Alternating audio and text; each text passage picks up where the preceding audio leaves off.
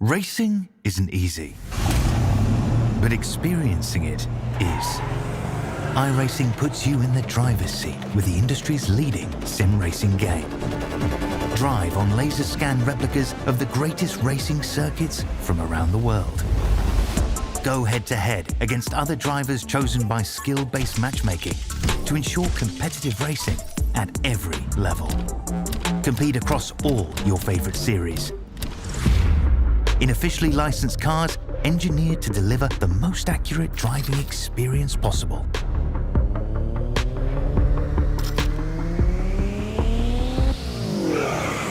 Join a race or host your own with players from across the globe. Race against the computer or in a league with friends. Feel the thrill behind the wheel. Visit iRacing.com.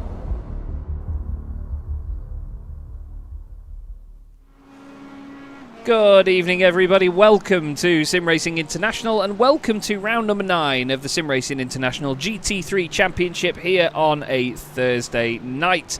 Chaz Draycott and Dara Thacker in the commentary box here for a very interesting mixed conditions round at the wonderful Misano World Circuit. Marco Simoncelli. Dara, we've discussed this circuit a few times before, actually. I don't think we've commentated here together before, but it's a very interesting one to go GT3 racing at. It's designed for bikes, but works for all sorts of things. Yeah, it does, and I think with a little bit of rain in the air as well, and on the track as well, this could be a really quite interesting race. It is not necessarily a circuit that is the easiest to be going side by side at a lot of the time. A lot of these little kinks can be difficult, particularly in these big cars, to really understand where everybody else is. But yeah, I'm looking forward to this because it's a circuit you don't go to very often in GT3 cars. No, absolutely not. I've had the pleasure of being here when the ACI GT3 Championship, the Italian one, was here, and well, funnily enough, the FIA European Truck Racing Championship goes here as well for our season opener. We'll be there in May once again. This is how the championship looks. Victor Van Zyst only 6 points clear of Robin Aston at the moment, but the two of them have a bit of a monopoly over the Premier standings. It's close then between Dean Sheasby, Craig Hewlett and Barry Wenman. The three of them very close together on points. And even with Jan Osberg and then Graham Vevers and then Toby Hardiek, it's anybody's guess for third place in the championship. But the two to keep an eye on are Victor Van Zyst and Robin Aston. They both sort of bookended their championship runs so far with decent results, but not quite results they would really want. But there's starting to be a bit of a runaway winner in the Evo class, isn't there, Dara? There is, and that is Michael Rhodes. 3 wins on the spin, and all of a sudden he's opened up quite a hefty margin. 84 points is that gap, and we'll have to see if he can build on that tonight. Jan Naj is behind Stuart Rice. There is a bit of a battle on for second. Joshua Downing in there as well, after some good results recently for him. Danny Weir, inconsistent at times, but 3 wins shows that he definitely has the pace. I mean, it's funny, he has 3 wins and 2 other podiums, and then no other finishes of the top 8 over the course of the season.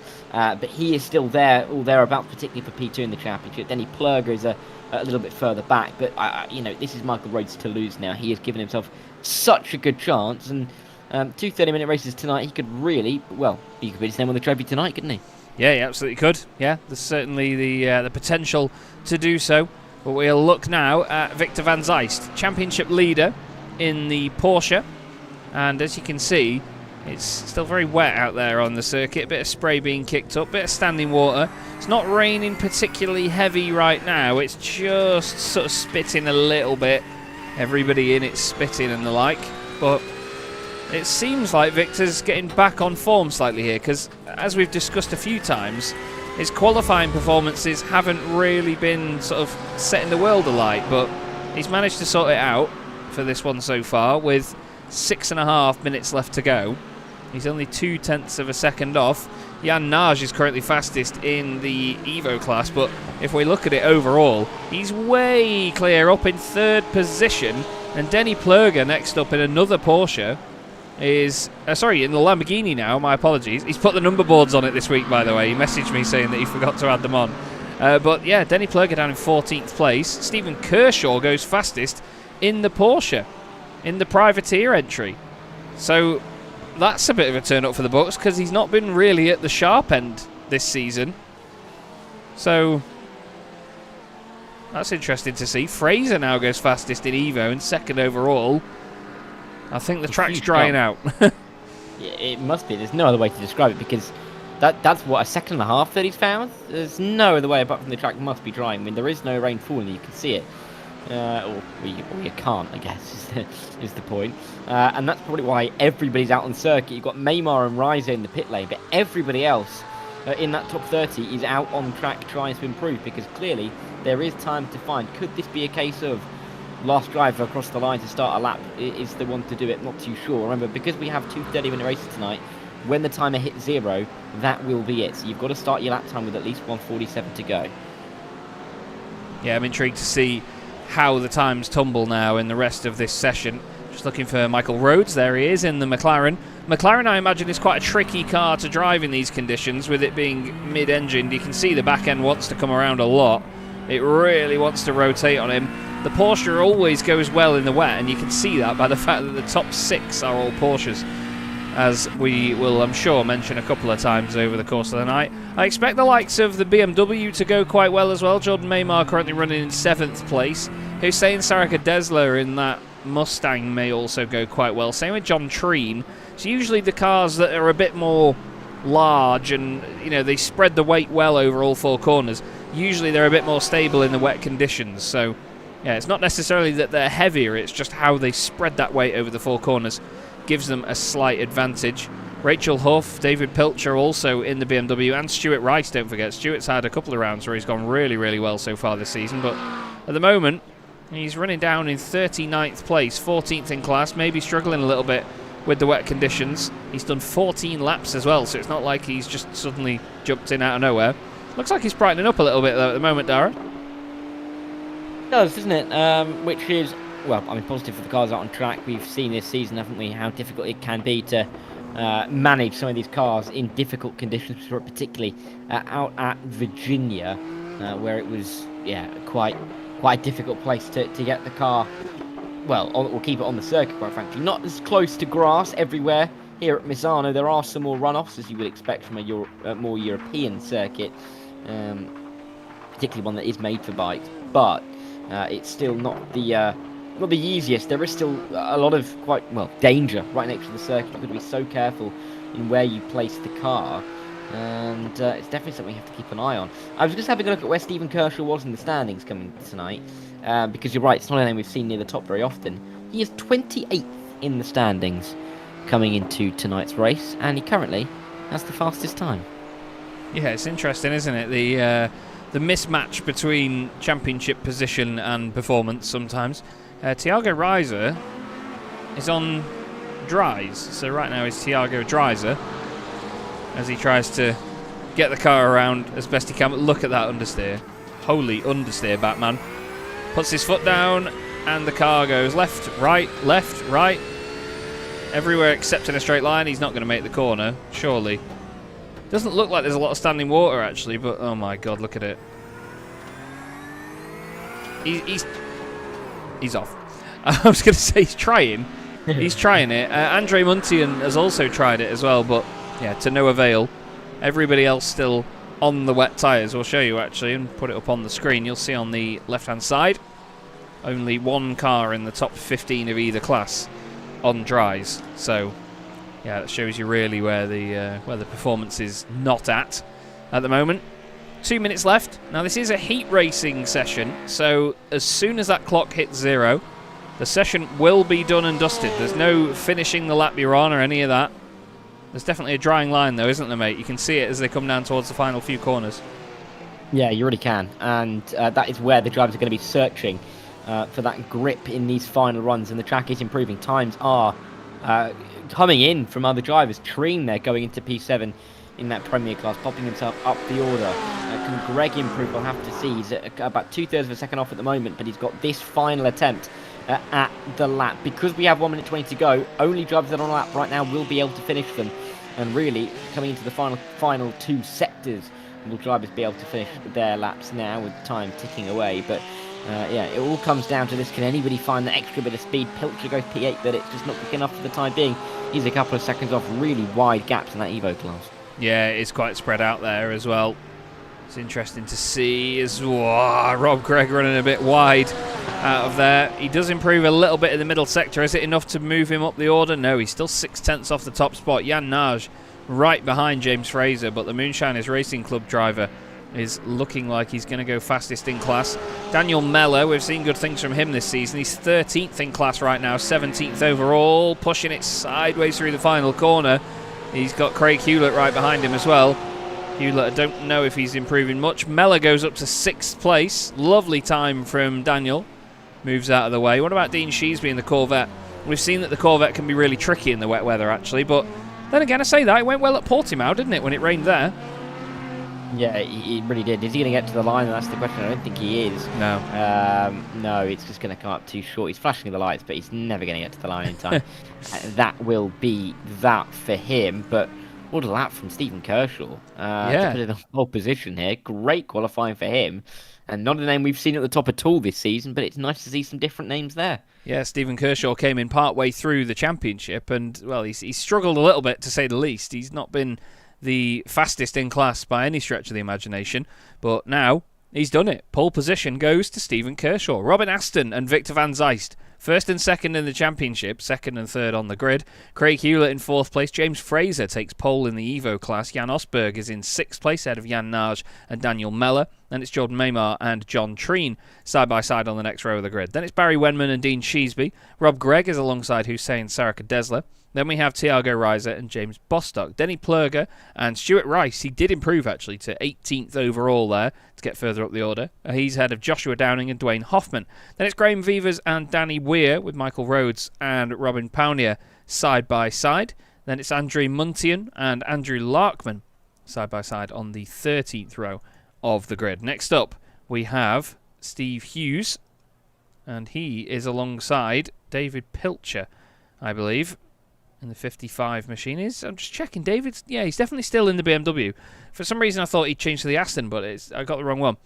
We then have Matthew Hunter alongside Scott Kostrick. Then we have Nathan Healy and Lewis Hammond side by side on row 16. Rachel Huff and Thomas Weston. Thomas was really quick at the start of the season, but he's fallen off a little bit in the later parts of the championship. I think the Aston isn't really behaving for him. Next behind him, we have Martin Brandon and Grant Miller. Then it's Matt Stace and Rob Mackay. Gareth Newton and Andy Chell make up the 20th row of the grid. And then Mark Kent completes the entire order. Couple of cars still gridding up. It looks like we're going to get a full formation lap here, Dara, so maybe I should have held it back a bit on the speedy run through of the grid. But we have a packed old grid, rain lights blinking away. I like that they're not all perfectly in sync.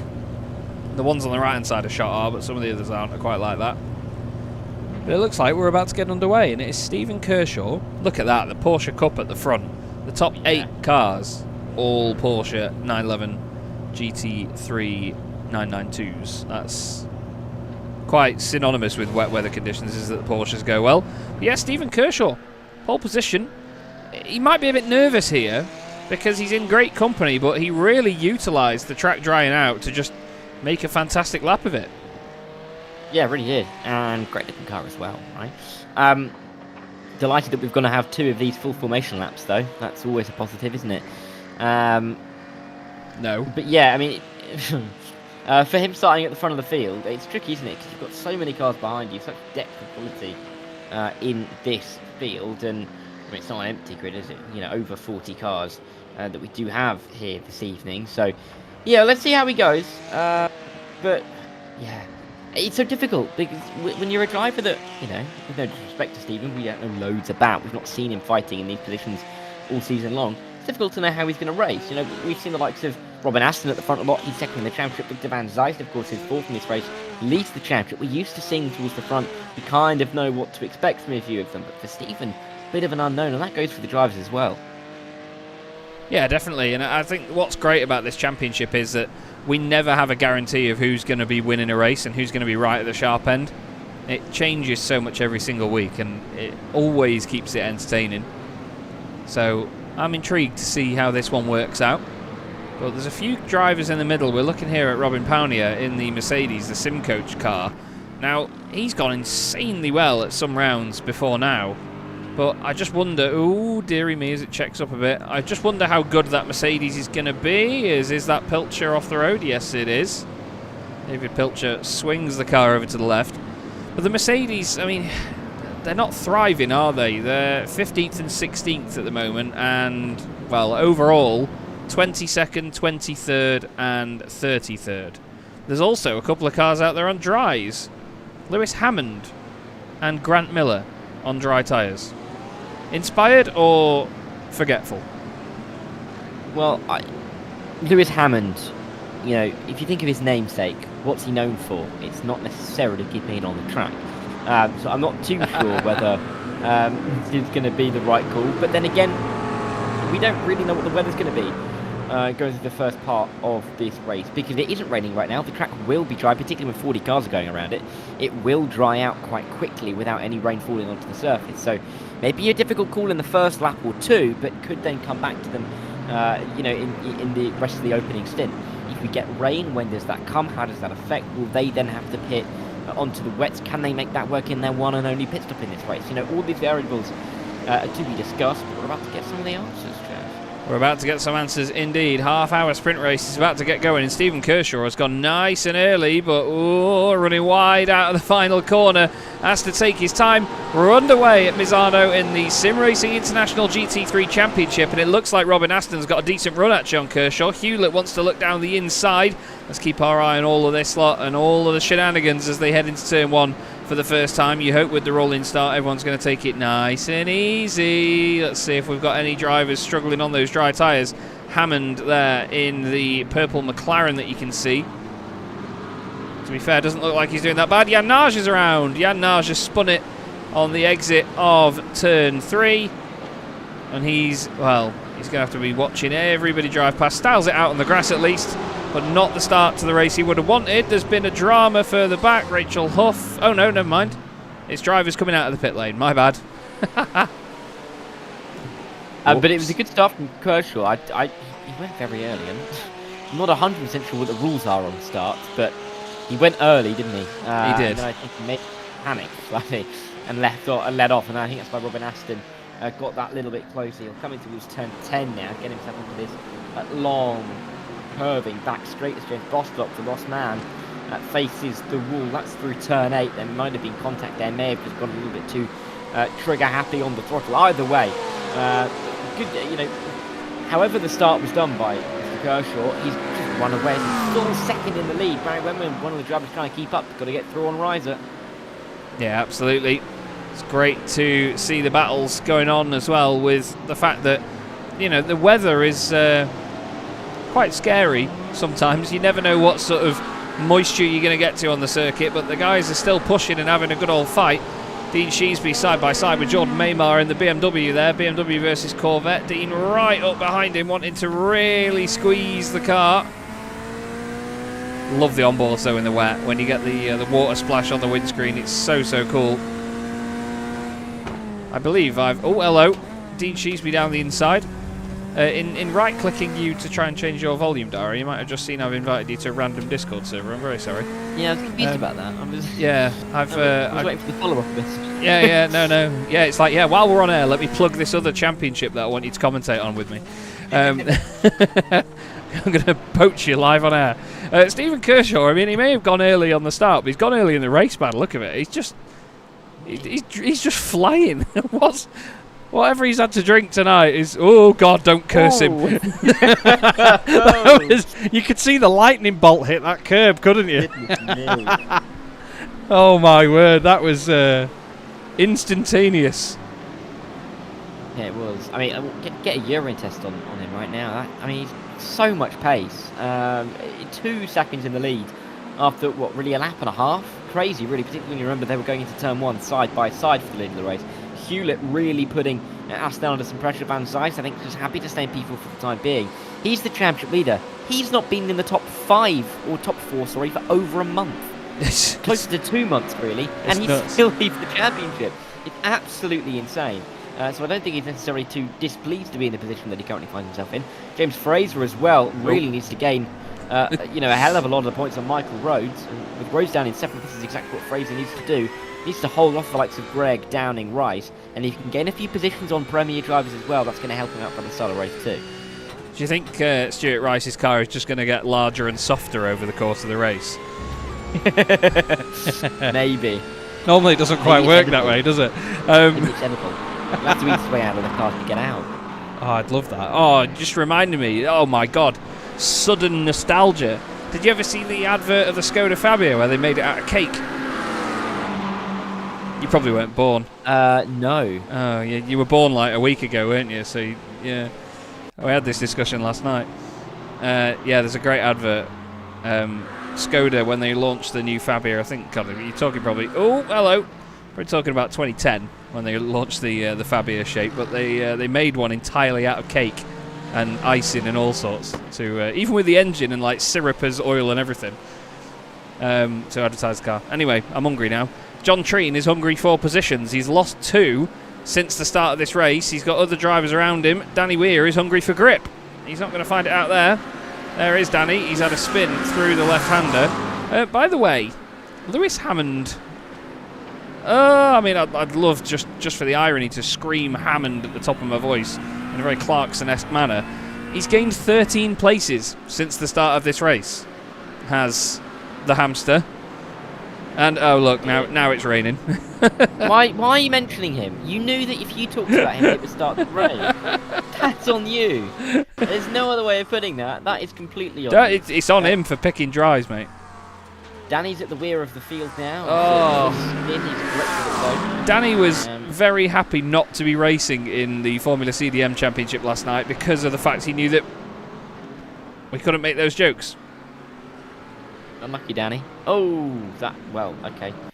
And I think it's too wet for dries now. You can see the rainfall, and Lewis Hammond goes to brake. He goes down the outside. There is no stopping that car. And he spins once and into the wall. I mean, that is as unideal as it gets, I think. He did bounce off the side of the very shiny Lamborghini as well, in fairness. Yeah, that didn't help. No. I think the Lamborghini, probably the bodywork of that Lamborghini is more slippery than the actual circuit right now on Denny Plurger's car, to be fair. The rain just glances off it. It just cuts a hole in the moisture. To be fair, that stare could cut a hole in my monitor, actually. It's quite an intense stare by Denny Plurger. He's a lovely guy, it turns out. I know I complained about him in Discord a while ago, but he's a lovely bloke. Really nice guy. We've actually made very good friends, and he always compliments our broadcast. So hello, Denny, if you are watching it back. Listen to these lot making a racket. And the cars. Whoa, Rob Gregg, hello! Nearly ends up in Misano Adriatico, the little city down the road. Right from Rimini, big old sen there. Rob Gregg, second in the Evo class in this race as well. He's not racing Dwayne Hoffman for position. Dr. Dwayne Hoffman, I must say. Yeah. Didn't know that. Yeah. Is that right? As of Bathurst, I believe it was.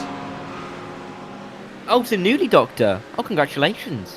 I hope I've mentioned the right bloke. If it's not Dwayne Hoffman, he's getting some fantastic praise. Yeah.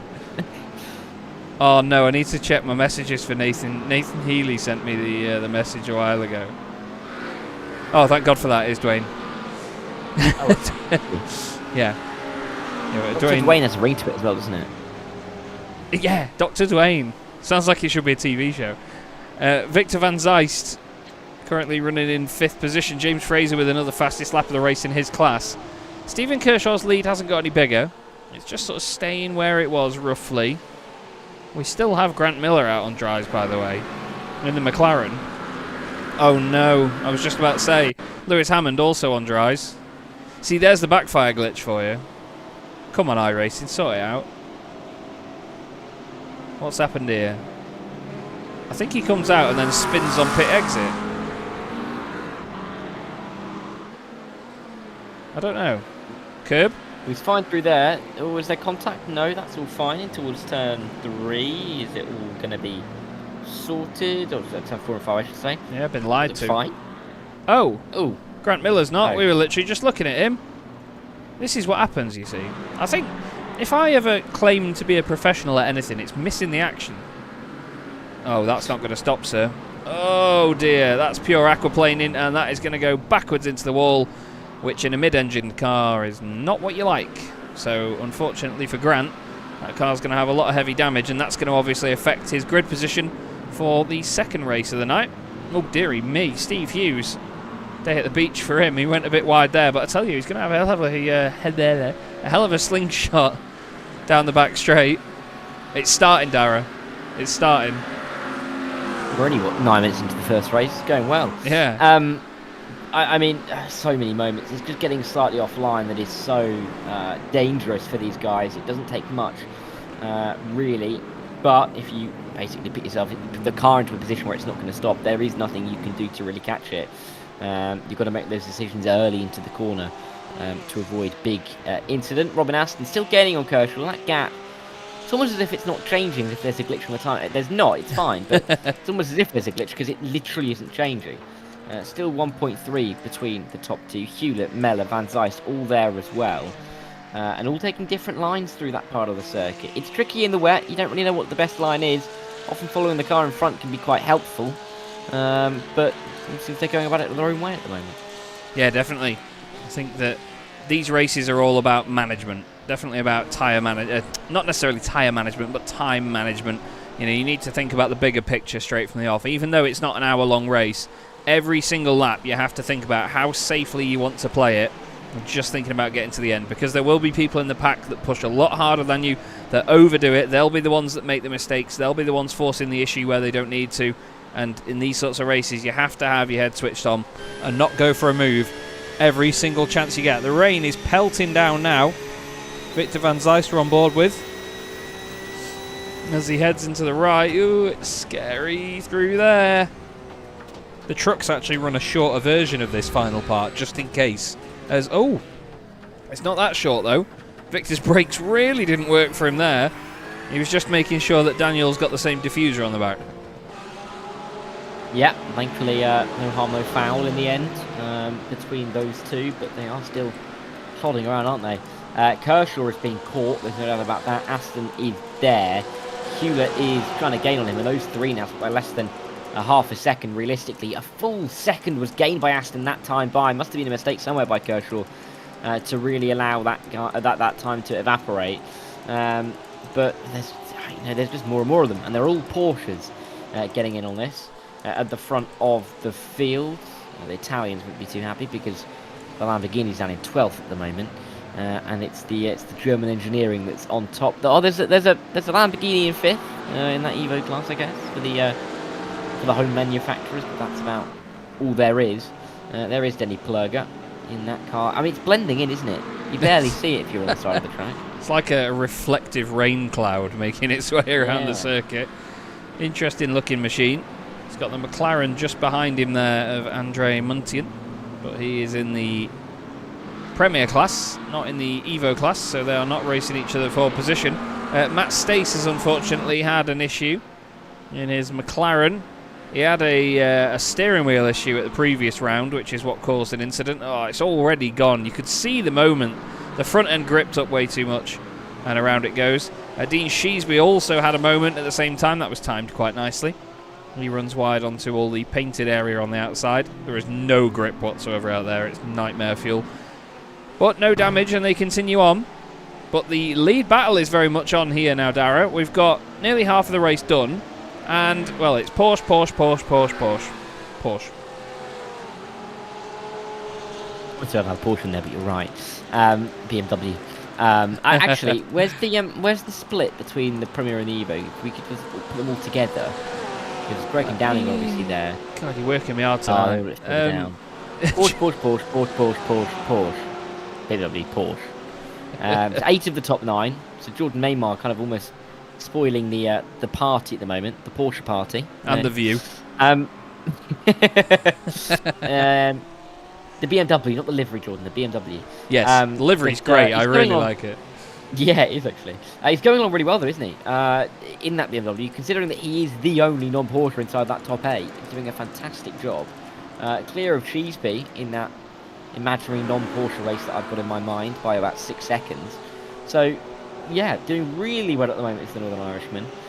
Making sure that he's picking up some decent points. Of course, he's behind James Fraser, but he won't lose points for being behind James Fraser, because he'll still finish 7th in class, pick up those points for 7th.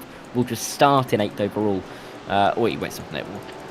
We'll finish in 8th, and when the reverse grid's applied, we'll start wherever he will start in relation to James Fraser, if that makes sense. I feel like I've talked myself into a knot there, but I hope everybody understands. He's doing well, though. I'm sure he'd like to get through on... Well, actually, no, he probably wouldn't want to get through on James Fraser, because seeing behind him, he's not going to lose many points. He's just going to give him an extra spot on the grid, right? When the reverse grid's sorted out. Yeah.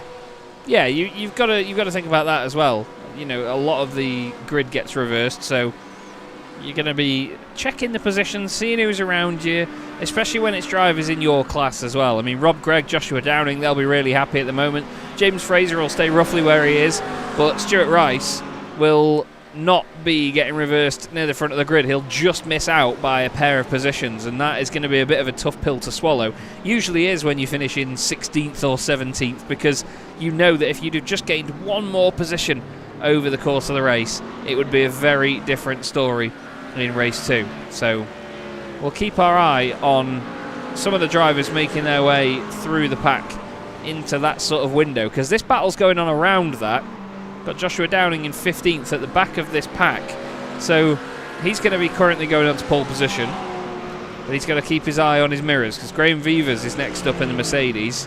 Doesn't seem to be going too well tonight for the Mercs, but if anybody can make it work, it's either Graham or it would have been... oh, he's not here tonight, is he? Just looking, no. Toby Hardiak not here tonight, so it would have been interesting to see how he would have gotten on in the Mercedes as well, because these two and Robin Powney are both really good at making this car work. Robin Powney is having a bit of a tough time, though. He had a spin earlier on. Oh, Denny Plurger's off. Denny has had an issue, and oh, he's out.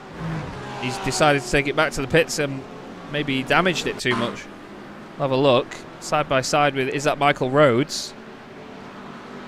It is Michael Rhodes. Or it was. Oh, he gets a tap off Pilcher. And another one. And then Pilcher gets hit by... Is that Healy? Then he's in the middle of the road. Oh, my goodness me. It all got a little bit ugly over there. And then I think Denny must have had damage. And unfortunately now he's out of the race. That's a big shame.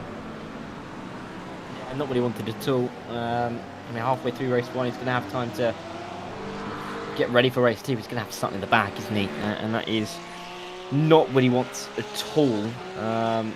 Yeah, not the easiest way to get your evening underway, and he's got a lot of work to do in race 2. And when it's raining like this as well, you almost just don't want to be leaving yourself with extra work to do, more so than when it's a dry race, because there is that extra unknown. If you're behind that many cars, if something goes wrong in front of you, there's that extra chance you're going to get caught up in it. So, yeah, unfortunate, but I'll have time to think about it. Yeah, definitely. Whoa, the size of the puddle on the inside of that curb there. You can see the water just expanding from behind the Porsche as they go through these first couple of corners. Robin Aston chasing down Stephen Kershaw, hoping to gain a position somewhere around here, but you can see them having to tiptoe as the track gets wetter and wetter. 13 minutes still left in this race, and the chase is very much on. They've got a second and a half over Victor Van Zijs just behind. And then, from there, we've got Craig Hewlett, Daniel Meller, David Pilcher and Hussein Sarakadesla have gone off the track again. They've had another issue here. Nathan Healy involved as well. Oh, Pilcher's off. Oh, no. Oh, he gets out of the way. I think this is a separate incident to whatever has happened to Hussein and Nathan Healy. Oh dear. There was something worse has happened up the road there. Oh, look up there. Ah, so there was an incident before all of this. So my apologies. Let's have a look. Oh no, is Pilcher going to lose it and then these guys are going to collect him? Oh no! Oh no! They both go right. I don't know why they both go right, to be honest. Oh no! And then of all the cars you want to get collected by that's coming back on, it's the aircraft carrier. Oh no, that was very ugly. But in these conditions, you know, the cars do float around. There's a lot of movement. It's very tough. Now Stephen Kershaw is coming up on... That's Grant Miller in the McLaren, who is a lap down, and I'm hoping not about to get in the way, to say the least. He has moved out of the way. I was holding my breath for a minute there. He's really moved out of the way. Fair play, that's commitment. But look at these four. Oh, that's close. Very, very close into the triple right. In fact, actually, it's the top 6 now, all in one big stream. And it literally, well, it's not a stream, it's a river, isn't it? But this is an interesting fight now. With 11 minutes of the race to go, these guys all scrapping over the lead positions. It's not spread out at all. No, it's not. It is very much close at the front of the field. Look at them all working their way in towards turn 8. That long left hand just keeps going, really, before you get in towards 9 and 10. I mean, Kershaw's still holding on. Will there be any real movement from Aston and Van Zijs?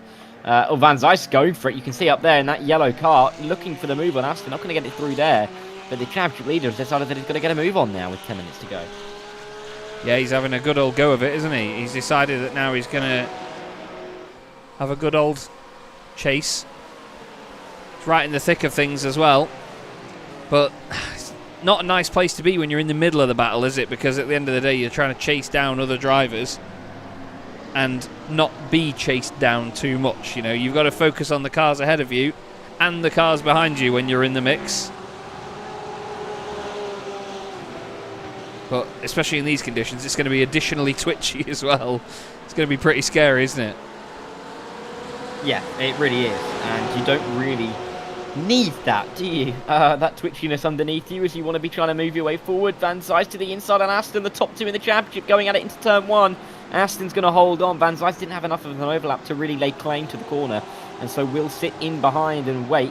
I'm not sure if he's going to be smiling as much as he's in that profile picture right now. He's probably sweating a little bit more. Inside line, he can find it. He's found a good run, but can he get the overlap? No, again. Aston braking just about late enough on the outside line to keep himself in front.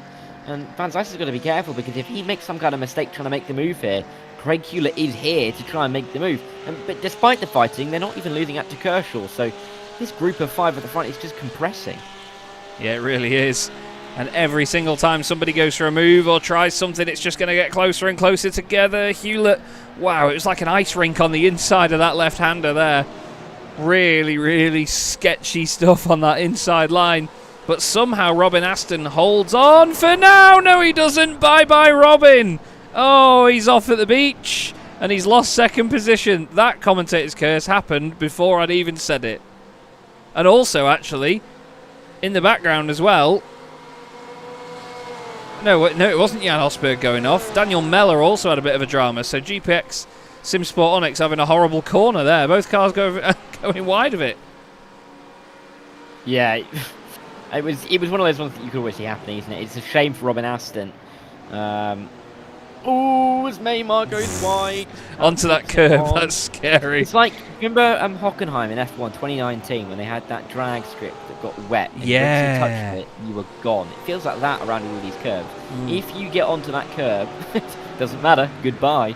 Yeah. But Maymar managed to survive it though. He did a great job. Thiago Reiser, once again, one of the biggest risers in the field, so to speak. He's gained 8 places so far. There's a few drivers further back there. Rob Mackay, 19 places gained before he inevitably spins. Gareth Newton, oh hello, there's a BM there. 18 places gained for Gareth Newton, 12 for Thomas Weston. Rachel Huff having a good run, 10 places gained. And Andy Chell also gaining 14 positions. Some interesting drives through the field at the moment. I imagine being Brazilian, Thiago is used to these sorts of conditions, but normally when it's still about 35 degrees. So he might feel a bit at home. Victor Van Zijs, now one Porsche's disappeared. He's trying the other one now. Stephen Kershaw, he's held on really well with the nerves so far, but I think Victor might have just had the better of him.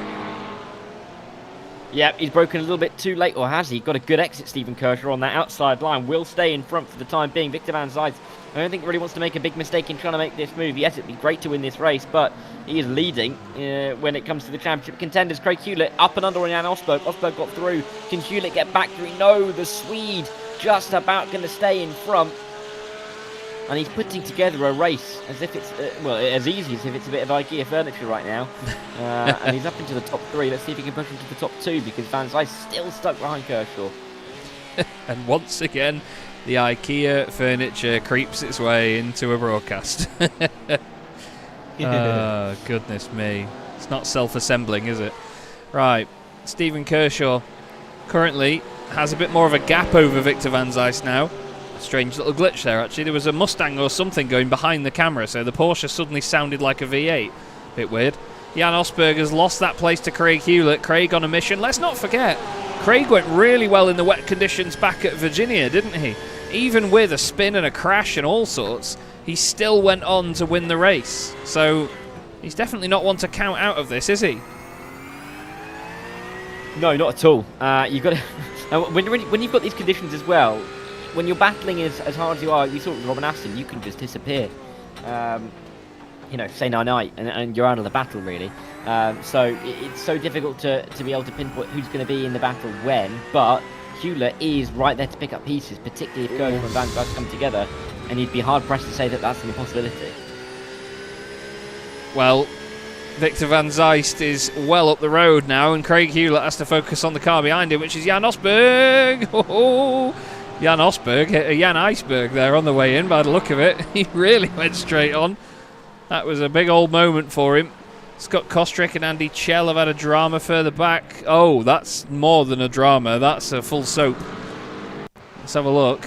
Oh, he's already got damage on the car. Oh, no. Oh, no. Oh, no. Oh, dearie me. That's Robin. No, that's Robin Pownier. He's got pwned. Sorry. But, yeah, that was... Can you just say it's World Book Day today. He's been shot by Robin. Not Robin Hood. No, is that too far? I don't read books. I can't read. Robin. Okay. It's a Disney film. There you go, Robin. Oh Hood. yeah. Now I know it. It's got the fox in that one, the fox one. Oh yeah. Anyway, Stephen Kershaw. What was it you said last night? In the end, it wasn't that interesting. Stephen Kershaw leads the way. Victor Van Zijs in second place. 4.5 minutes left, and there's still 4 Porsches fighting for the lead here. Bit of a gap back to Daniel Mellor and his teammate Robin Aston. Jordan Maymar in that god-awful BMW in 7th place. Thiago Reiser still putting him under all sorts of pressure. I really do love the livery on these cars that these guys run in the 9PP racing machine. But that BMW seems to have some decent traction out of there, didn't it? Again, it's a car that goes well in these conditions simply because of its sort of spread of the weight over those 4 corners. It does, and it's one of the reasons why it's one of those easier cars to handle generally speaking. And I think a lot of these drivers look for that handling ability in these cars so that they know that they can almost trust what they've got underneath them, rather than having to worry too much about how much throttle they're applying at every single corner. Yes, that takes a little bit away from the performance, but when you're just trying to have a bit of fun, not necessarily feel like you're about to die every corner, it's not a bad machine to have, quite frankly. So yeah, interesting to see who's gone for it over the course of the season and who continues to go for it as we evolve through this iRacing season. There's only a couple of laps to go now, isn't there? But Robin Aston is on a move right now. He's up to P6. He's about to be up to P5. But I think there's a move for the lead as well, because Van Zijs is showing his head of Kershaw. Oh no, Stephen Kershaw has been into the ocean of a painted curb. He's got to be careful there as well that it doesn't snatch a rear wheel. Oh, that's a huge shame. He's done such a great job at leading the race all the way through, and now has fallen by the wayside. Let's have a look at it from Victor Van Zijst's point of view. Right up behind him, backs out of it. Oh, I hope he doesn't tap him. Whoa, goodness me. Wow. I mean, I've seen a Clio do similar to that in wet conditions around there before, but not a Porsche. He was very lucky not to, 1, go further off, and 2, not hit anything. Yeah, and really keep it on that bit of tarmac as well, right? Didn't even go into the gravel, so was able to get onto the circuit once again quite quickly. Still in the top 3, and still looking to hold on from Jan Osberg as we enter what will be the final 2 laps of this race. Stuart Rice being overtaken, but not in class, so he will stay P5. Not necessarily something to worry about too much for. Back up at the front of the field, Craig Hewlett in P2 now. He's got Kershaw and then Osberg behind him. Van Zijs is away at the front, and for the first time in what has felt like years, it looks like Victor Van Zijs is, well, A, going to get a top 4, B, going to get a win. Yeah, he's actually going to be right at the sharp end again. I remember, I think it was it Daytona and then Portimao? He won all 3 races on the bounce. Yeah. And then I remember him going well at Miami, but I don't think he finished well at Miami because of incident. But yeah, Victor Van Zijst at the front of the field. This is exactly what he wants as well, with Robin Aston having a bit of a difficult time. Rob was right in this fight earlier, but of course had that moment into the hairpin. It's not my fault, Rob, don't hate me. But yeah, very good stuff from Victor Van Zijst, keeping the car in the right place at the right time. Rachel Huff's having a good run in the BMW, currently chasing down Thomas Weston, who's having a very mixed bag of a season. He's been really quick at certain rounds, but then since switching to the Aston, I think he's had a big trouble, so to speak. I think Rachel might be laughing slightly at this here, because she changed from the Aston to the BMW, and to see an Aston struggling in front might be quite entertaining, to say the least. On to the final lap we go then. Barney waving the military flag of Francais, with Jan Osberg having a look down the inside of Stephen Kershaw's machine. Regardless of what happens, this has been an inspired performance by Stephen Kershaw tonight, hasn't it? Yeah. 28th in the championship coming into this one, will rise significantly from that. Yeah, really, really good display tonight from Stephen Kershaw. Made a bit of a name for himself, particularly as we look forward towards season 12 in the coming months. So something to build off of, even if not necessarily this season, but something to give him hope going into next season. Time will tick to 0 to confirm that when we next cross the start-finish line, we will see the checker. But Kershaw's still going to defend from Jan Osberg, because Osberg's not going to give this one up for the podium in the last few corners. No, same with Daniel Mellor as well. He's got Jordan Maymar really challenging him in that BMW, and he's got to be careful also because of Thiago Reiser just behind too. What's amazing is they're halfway around the lap now, according to the sim. I'd have thought they were in the last third, as Thiago kisses that curb and runs very, very wide. But yeah, they've only just gone over the halfway point of the lap up there. I would have thought it was considered much later in the lap, but never mind. Victor van Zijst about to come into the final couple of corners and take the first win we've seen him grab in quite some time. He'll be really pleased with this one though, because he's worked hard for it and in very difficult conditions as well. Put your hands together, everybody, as round the final corner to take the race win is Victor van Zijst. He's needed to do that for a while. That's going to help his championship charge. Craig Hewlett's going to finish second. Stephen Kershaw is just going to grab third place, just over Jan Osberg. Great drive that by Stephen Kershaw. But it's time for the Evo class as well, Dara.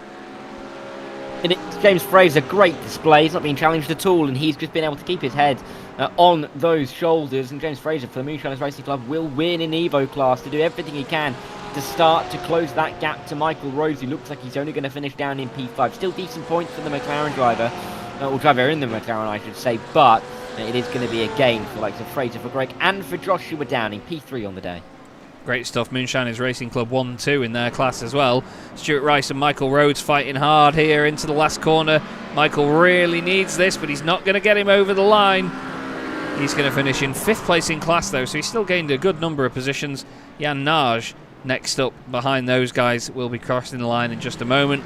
Thomas Weston finishing ahead of Rob Mackay. Rachel Huff had a drama on the final lap, unfortunately, after a great drive through. Rob Mackay gained 17 places, so too did Gareth Newton. Great drive by them. James Bostock lost 7, but he was around facing the wrong way near the beginning of the race. And here is Rachel Huff in the BMW. Still a solid drive though, 9 places gained in that run. Andrew Larkman will be next in 25th. He's 22 seconds or so down though. Quite a long gap actually between some of these drivers. Matt Stace is then the next car after that. And Matt will be, I think, one of the final cars to cross the line. Danny Weir actually, and Martin Brandon still to cross the line as well. Here is Danny in his Porsche. Danny had a spin in a moment on the last lap as well, so not one to remember for him. Martin Brandon will be the next car across the line with the low downforce front end on the Mercedes.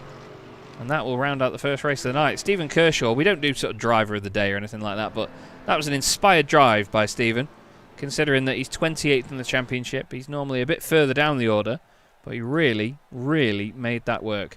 Now it is properly leathering it down. The sim decides where the water is going to go, and we'll have a look at the race results. Victor van Zijst takes the win. Craig Hewlett, another great performance in the wet conditions. Stephen Kershaw, a wonderful drive into 3rd place. Jan Osberg finished 4th. Robin Aston was 5th. Daniel Meller finished in 6th place ahead of Jordan Maymar.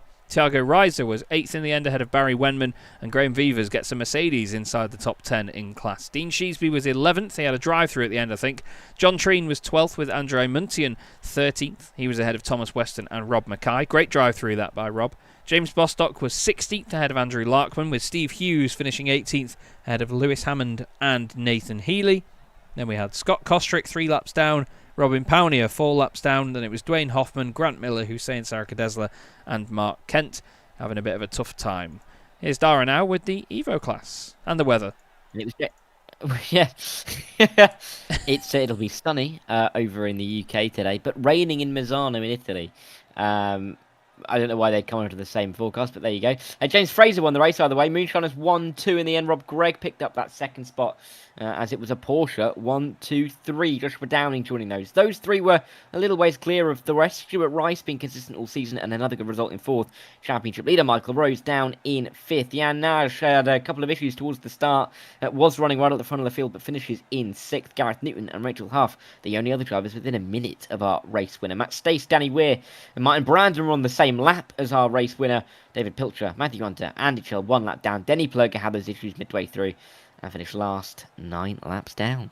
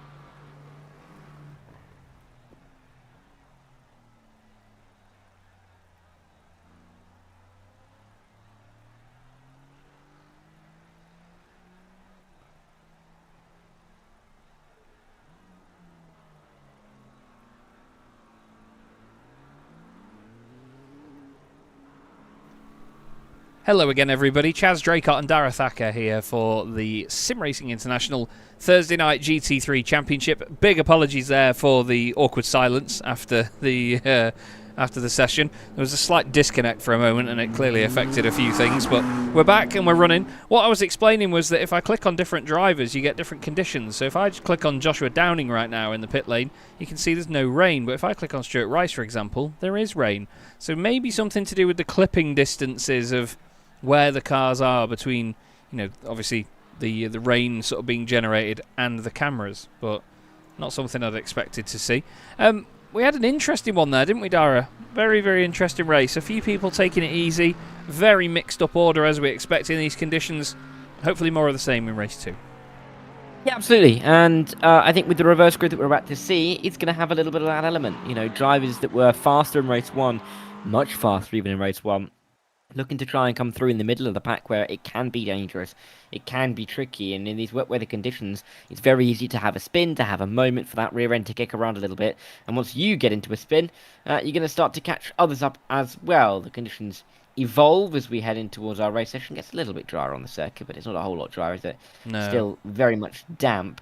You wouldn't want to go out there in your Crocs, would you? That's the point.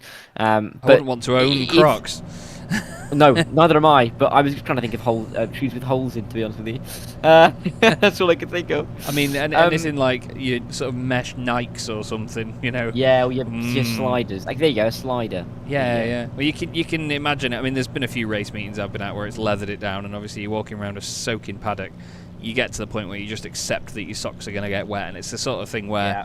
When you're walking, you can see the water rising out of the top of your shoe.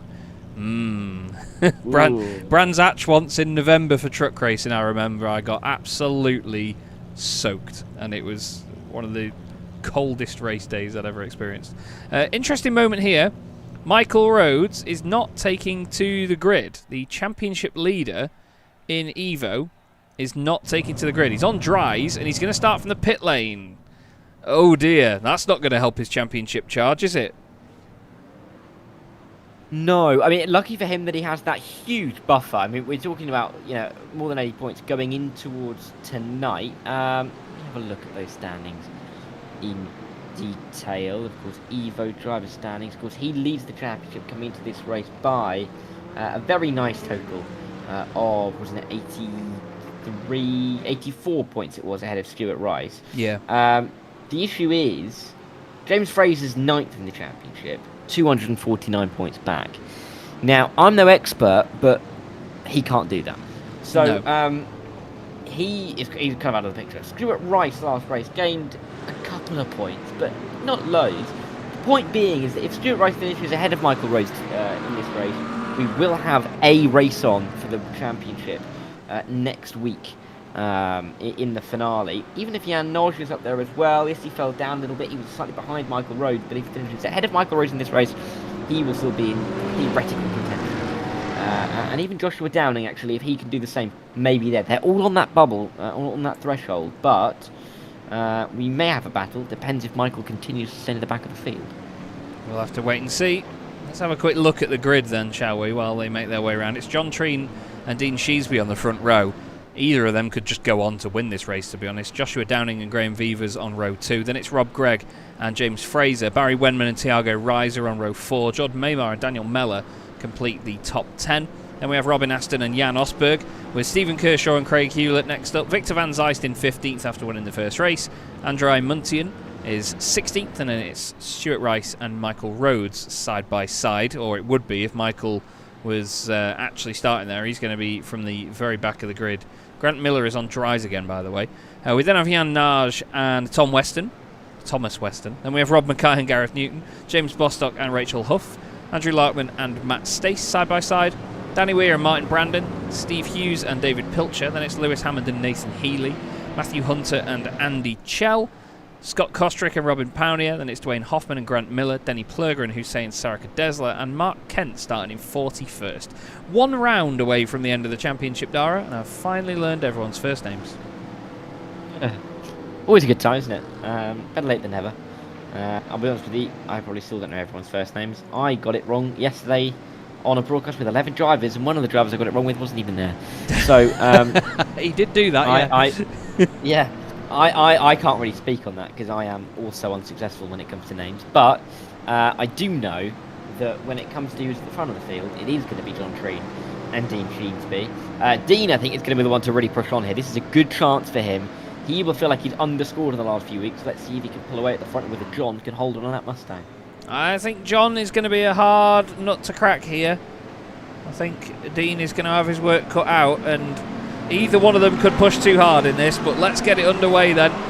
The SimRacing International GT3 Championship from Misano, second race of the night, is already underway, and there's a lot of spray down towards turn 1, and there's not a lot of frame rate to go with it. But all of these guys taking it very, very easy, nice and slick, nice and tidy into the first few corners. A bit of a check-up on that inside line, as you expect to see. Top 2 well away. Oh, dearie me, that's Rob Gregg on the inside line, scaring the life out of everyone around him. 3 wide into there. Don't drive in your mirror, Rob. That's exactly what he's done there. He was looking at the cars around him, not worrying about where he's braking. Oh, it's all a little bit messy through there. Side by side with Barry Wenman. Michael Rhodes has crashed. Michael Rhodes has come to a stop. Oh, it's because he's leaving the pit lane, my bad. Oh no, Rob Gregg and Barry Wenman are around. We looked at them. I told you I've got a knack for doing that. Missing the action. Oh, Barry, don't do that. Goodness me, spun the car in front of the field. Everyone would have absolutely cacked it going into there. John Treen hasn't cacked it though. He's leading the way, and well, he's sort of bringing Dean Sheensby with him. Josh Downing leading the way in the Evo class. Danny Weir's horrible night continues. He's off the road again. And now I'll breathe and let Dara speak. Yeah, I mean, it's a bit of a frantic start. Treen did get that jump on Sheensby, covered him off through turn 1, and wasn't really, allowing or entertaining any kind of look there from the Corvette driver. Graham Vaver's the one looking to try and push forward now. He's got to be careful of Reiser fighting in behind, but Joshua Downing as well, doing a good job at the front of that Evo field. James Fraser, that car, just in behind Graham Vaver's now. He is second in the Evo class, and yes, championship now a possibility, but James Fraser looking for a double win tonight, and that is more than on the table. He's got one car to overtake, and Stuart Rice in P3 is miles behind. When you think that this is the opening lap, he's 5 seconds or so behind, which is huge. Yeah, it is a massive old gap, isn't it? Certainly bridges a gap, to say the least. Daniel Mellor going well in 7th position. Joshua Downing does the fastest lap in class, obviously, with it being the first lap. James Bostock and Rob Mackay, 2 of the series admins side by side, screaming at each other, I imagine. James edging Rob to spin at some point. I do jump on that joke and say that Rob will eventually spin everywhere, but that's only based on what other people have said. I hope he knows that. Rob is a very funny guy, and he's got a great sense of humour to go with it as well. He can give as good as he gets, and that's one of the best things about these guys. You know, they have such a good laugh doing what they do. Down the inside, David Pilcher, he's having a laugh, sending it on Matt Stace there. Big old send in the Beamer. Gets it stopped nicely, clips the curb. Can he stay in front of the McLaren? Yes, he covers it off. Nicely done. Craig Hewlett side by side with Victor Van Zeist. These two right near the sharp end, of course, in the first race, first and second. Oh, little kiss through there. They've got Thomas Weston with them as well, actually. He's having a good start to the race. Oh, James Fraser losing a position as well. There's changes absolutely everywhere. Big send by Jan Osberg down the inside of Jordan Maymar. Thank you, he says. See you later. Well, you'd expect to, but no, the BM actually gets a good run. Great battling going on, though, considering the conditions. Oh yeah, absolutely fantastic to see. Side by side, quite they're going to sort it out as they work their way in towards the first of the kinks, as I call them. There's about 4 of them, and they get slower as you work your way towards the end of the quote-unquote straight. But they will be single file. Whoa, bye-bye. Hello, that is Craig Hewlett off the road. He's gone into the gravel. He'll drop down, but he's not going to have damaged the car too badly, so he should be all right. He's behind Stephen Kershaw now. Of course, he was on the podium in the opening race. This is what it looked like from Craig. Too wide, too fast. There's the curb, and goodbye rear end. What it's nice to see, though, is iRacing's gravel actually doing something. Let's just have a look at it again from the external view. Look how well this stops the car, and how, you know, how convincing the actual momentum stoppage is. That's really cool. Yeah. Fair play. It's nice to see the gravel actually do something. It didn't used to in iRacing, but now, yeah, you actually get slowed down by gravel. It's very good. It's only a 18-year-old sim. Graham Vivers, currently running in 14th place ahead of Tiago Reiser. He certainly lives up to his name, this bloke, doesn't he? He really does like a drive through the order. He never qualifies right near the sharp end, but he's always in it to gain positions. He's always there. He's very, very interesting to watch. A little bit too exciting for his own good sometimes. He has a few incidents here and there, but I tell you, his pace is phenomenal. I think it's because he always, when he's in the mirrors of the cars in front, they look behind, all they can see is that picture, and they get mesmerised and jump out of the way. And it's working for Tiago at the moment. Hello. He can make cars disappear as well, quite frankly. I can as well. Graham Watch Vevers. this. Graham Vevers doing really well. We'll see. Who is it? Was it you or Tiago? We'll find out in a sec, because you can't see him staying on the road now, can you? In towards the next section. Is he going to get it stopped? Is Tiago going to get it stopped? Oh, nearly contact onto the rear end. But they just about make it work. Tiago looking for the inside line. Graham defending that one hard. Will stay in front, but there's a lot of love tapping through there, isn't there? Tiago is not afraid of letting the drivers know that he's there, even if just as a nice little kiss to the rear end. Yeah, he's, as we say, not backwards and coming forwards, is he, Tiago Reiser? No. Definitely one of the fastest guys on track every week, but yeah, he's he doesn't seem to have big picture thinking about him. He certainly likes a good old send. He never backs down, but look at that, round the outside at turn 1. That is a lovely manoeuvre, and if he can get the traction off the corner, he's golden. But no, Graham Vevers holds on really well on that right-hand side. The Phoenix Racing Blue Machine doing a great job there. And now Tiago's got to be careful because he's got fellow Porsches behind him. James Fraser didn't need to do that. What are you doing, James? No. Oh, I can hear him in his northern accent saying, oh, bugger. Oh, no. There was no need at all for it. I don't know if he was just trying his, like, looking in the mirror or what. But I think he's tried to move, hasn't he? He's tried to move on the inside and just overcooked it. Way too hot. Yeah, I mean, that's coming out the oven very black, isn't it? It's just far too much. And unfortunate, really, particularly for Tiago, because you were talking about how it often goes wrong for Tiago. It's not always covering him in glory, and in that instance, it was completely not his fault, and that car is, well, it's broken, isn't it? There's another way to talk about it. Oh, that's quite a sad shot, isn't it? Oh, that'll make me really sad. Well, I mean, moments before that, I did say Tiago loves a good send, but not one like that. He won't like that one. Not on him, yeah. No, he won't enjoy that one.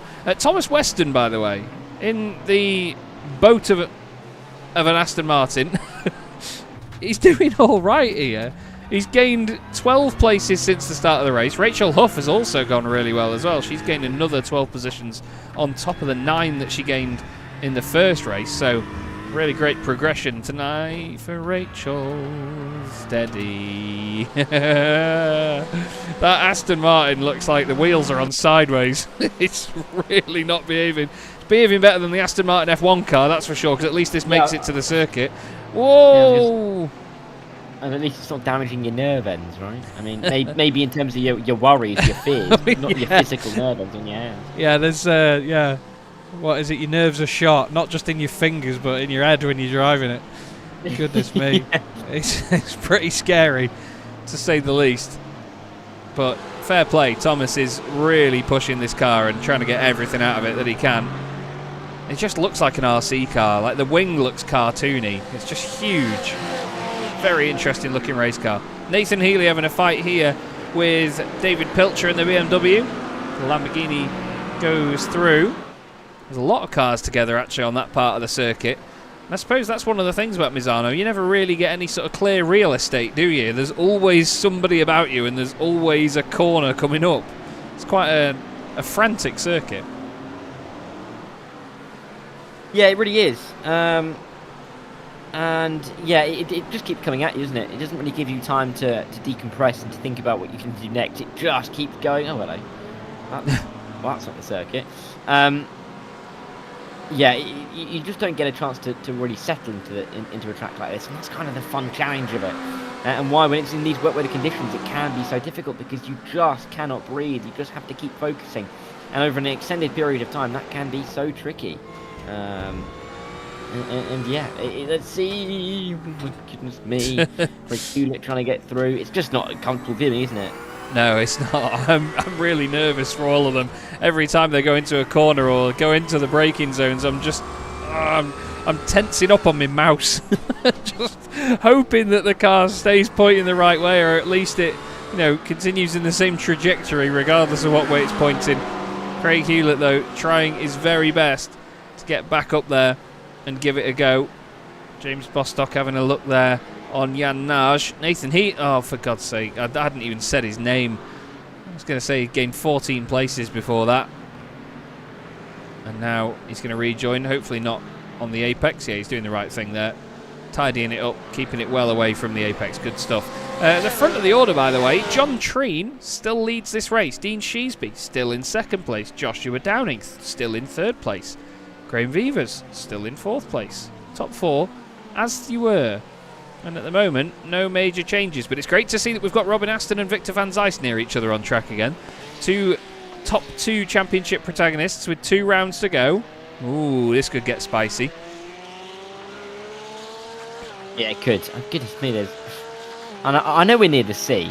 I know we're near the Adriatic, but goodness me, do we need the beach on the circuit? There's so much gravel being kicked up right now from drivers that have dragged it back onto the circuit after they've gone off. Victor, I mean, quite frankly, these cars, if they were real, would be having all sorts of cracks in that window screen. Autoglass would be on site, I think. Here comes Victor on the inside line. There's contact. Robin Aston's been pushed out of the way. We'll have to see an onboard from that. Or difficult to see from that angle exactly how that played out. But Robin Aston, I think, is going to be overly pleased with how that was attempted. This will be a bit incriminating, this, to be honest. Victor, I mean, he did go for it. He made it very clear. It was just the fact that he ran wide of the apex, I think, on the exit. Yeah, that was the thing. It's not egregious. No, he went. It was not over the top, but he did sort of go past the corner into the side of the Porsche. So it won't be the most pleasant viewing for Robin Aston to see that one back. I'm intrigued by Jordan Maymar here. He's making this BMW work pretty well tonight.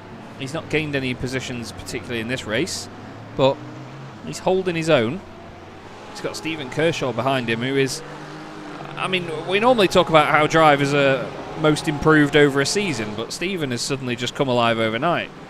He's had his Weetabix, and he's absolutely on it. He must have flippers on the bottom of that Porsche or something. Jordan Maymar now has gained a position in this race, after merely moments ago saying that he hadn't. He's not making life easy for Thomas Weston, though. Really going for it down the inside line. And these three remain close together. What's Kershaw going to do here? Oh, he's going to send it, of course.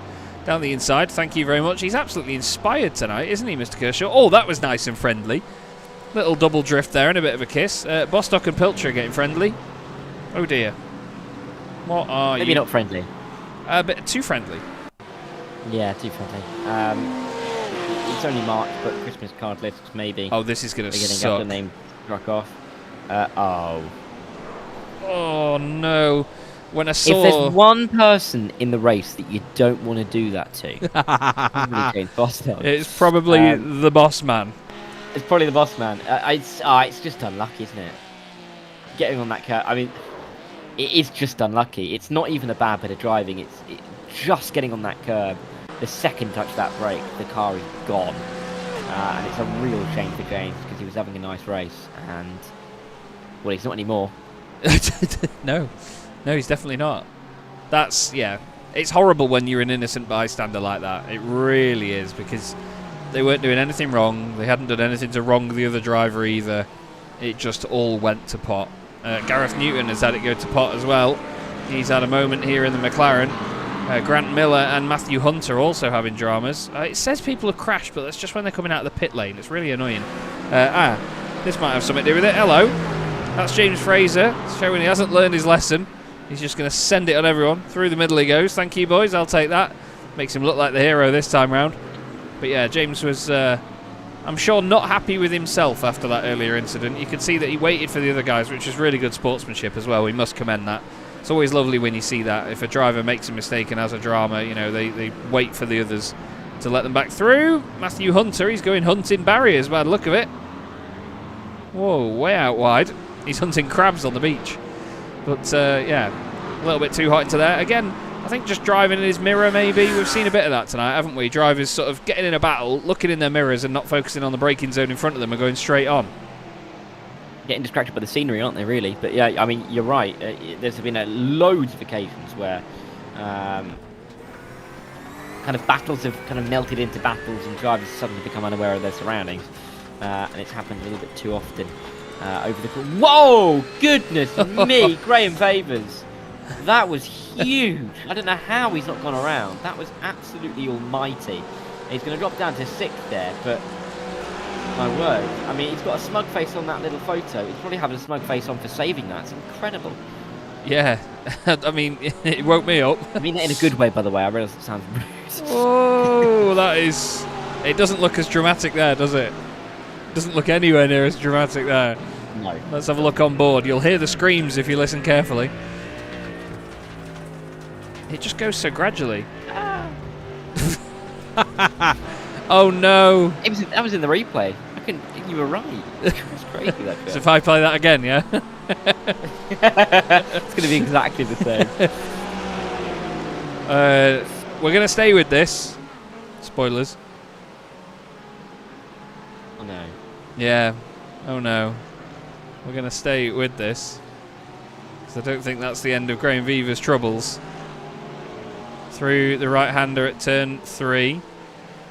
To what is turn 4. Heads. Oh, Stephen. Oh no. Oh, and Thomas Weston gets caught up in it as well. Goodness me. John Treen leads. He's having a great time, isn't he? Touch wood.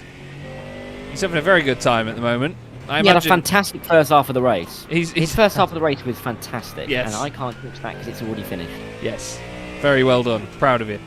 I think if he knew that we were talking about him now with the chance of jinxing him, he probably would look like his picture. He'd just cross his arms and look a bit disapproving at us. But we're here and he's there. But John is leading the way by 2.8 seconds, 2.7 seconds-ish over Dean Sheesby, who again, he's second. Joshua Downing is third at the moment, leading in the Evo class. He's got Jan Osberg just behind him, and then Victor van Zijst. He's gained 10 places in this race to get back up into 5th. This is similar to his Daytona performance, isn't it? You know, he's got the opportunity to win both races on the night with just sheer consistency and determination. Yeah, and he's still within range. Whoa, as Sarkidesta goes round now. After contact, is that Plurger? I believe it is. Down there. Oh, there's 3 of them. Goodness me, that's just a whole big... What on earth? Now, if you had given me 100 guesses on how that was going to happen, none of them would have been that. Oh God. Word. Is that Larkman? And then suddenly, hello! Must just almost get scared by himself, doesn't he? I mean, it scared me. I think it was Larkman. No, is that Andre Muntian? Yeah, it is. Let's just have another look at this again, because Muntian went off as well after that, I think. He had a drama somewhere. But, yeah. Let's just... So, I don't know what on earth those two were doing there, why they were hitting each other like that, but suddenly... Whoop, it's like pushing a housing estate down a hill. It's just, yeah, the most unbelievably large car, isn't it, the Mustang? It's comical when it has a moment. Dean Sheesby is being caught here by Joshua Downing, who is being caught by Jan Osberg, who is being caught by Victor van Zijst. This is all compressing together. So these guys need to just keep it tidy, not overdo it, and maybe, hopefully, not just send it at the very first chance they get. Jordan Maymar off in the gravel. These wet races are nuts. It's hard to keep up. It is, and there's, I mean, there's less cars in this race than there were at Virginia. Virginia was a fever dream. Virginia was no doubt nuts. about that. This is positively, this is dull compared to Virginia, but it's still quite exciting. That's just how good or crazy, depending on how you want to look at it, Virginia was. Barry Wenman still down in P15, looking to try and get after Healy and Fournier. This is a close little trio on the track at the moment. Minor points, but still points to be fought for. So interesting to see if these guys battle in the final third of the race. Stuart Rice, championship contender in the Evo class. Not really if he's going to make mistakes like that. He can't afford to lose points, can he? To Mr. Rhodes. Michael Rhodes. And at the moment, it looks like he isn't, but he's got a drive-through penalty possibly for cutting the corner egregiously there after spinning. Yeah, that was the truck layout, that one. Yeah. Interestingly, Jan Osberg has gotten ahead of Joshua Downing on this lap. Josh, he's picking his battles here because he has got, if you have a look on the left-hand side, he's got a good 7 cars between him and the next driver in the Evo class, which, by the way, is Rachel Huff. Rachel going really well tonight. 9 places gained in class. She's gone up 12 positions in total from 24th on the grid and up from 11th in class to 2nd. One of her absolute drives of the season at the moment. It's great to see. And the BMW certainly working for her at this point. Jan Naj, 5.4 seconds back with just under 10 minutes on the clock. I know it'd be fantastic scenes if Rachel gets that podium.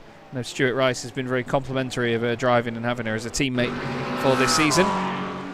Matt Stace, well, he needs his car to be painted like a map again so he can know where to go, because he has had this moment in the McLaren. Oh, that's such a miserable little moment, isn't it? Just clips that slight painted bit, and that's all it does. All it does. All it does. All it does. Doesn't take much, does it? But that is literally what can happen to undo a race. I mean, we saw it with the Bostock incident, didn't we? Just take, it wasn't James, of course, he was the one taken out, but just take one tyre on the white line. Yeah. And you're gone, quite frankly. Joshua Downing, like I said, having a beautiful evening of it at the moment, will make sure that he is in mathematical championship contention by the time we get to the final round in just 7 days' time. It's such a fast championship. These championships always go past quickly. I think I was on ESR Series or Season 3, if memory serves, and it's now, what, this is Season 11 and then Season 12 starting soon. They just keep coming at you. It's nuts, honestly. I know. But Graham Vavers is the one trying to keep it from being too crazy. He's lost that to Craig Hewlett. Got to be careful because Maymar's right behind. Look at that train of Porsches from 3rd to 8th. Yeah, that's quite naughty, isn't it, really? Oh, never mind. 2nd to 8th because... Oh, dear. Dean Sheasby is off. Here's Kershaw. Hello. Whoa, I thought he was going to just drive into him there. Denny Plurger went off again, by the way. Denny was back out after having damage in the earlier race. I think he's just going to lose it mid-corner here. Oh, it's gone.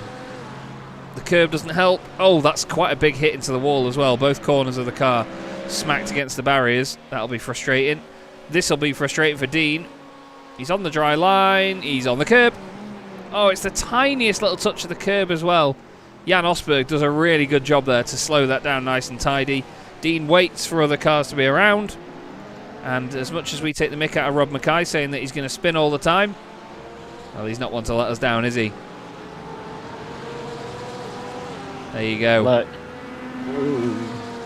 Ooh, and he styles it out. Well, sort of. No, he does. Yes, Rob. We love that. We love a bit of that. What? Oh, no. 7.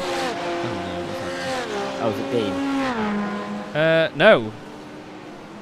It was... Where is he? It was Barry Wenman. No, it wasn't. I don't... It was a car. I don't know. Martin Brandon, I think. Yes. Oh, no. Oh, they just... Seems like they gain traction when they face a barrier, doesn't it? They just seem to have these slides and then spit themselves at the wall. Graham Vivers has had an issue. Daniel Meller has had an issue. Goodness me, it's just falling apart. Rachel Huff has now gained another place. 13 positions gained.